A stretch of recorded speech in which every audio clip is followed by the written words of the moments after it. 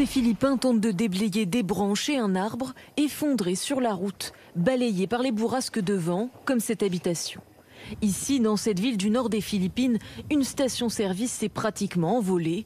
Là, c'est le toit de cette maison qui n'a pas résisté au passage du typhon Mangkhut.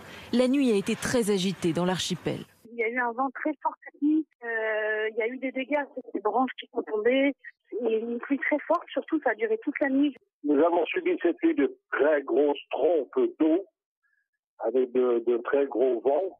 Mangkhut, le typhon le plus violent, a balayé les Philippines depuis le début de l'année, d'un diamètre de près de 900 km. L'agence météorologique du gouvernement a émis une alerte de signal 3, l'un des niveaux les plus élevés pour les tempêtes. Avec ces fortes pluies, il y a notamment un risque important de glissement de terrain.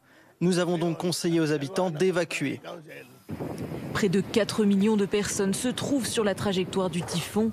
Certains ont fui les zones côtières, d'autres se sont barricadés chez eux ou ici, dans une école. Après avoir balayé les Philippines, Mangkhut devrait se diriger vers le sud de la Chine et Hong Kong, où les habitants et les commerçants se préparent déjà à son passage.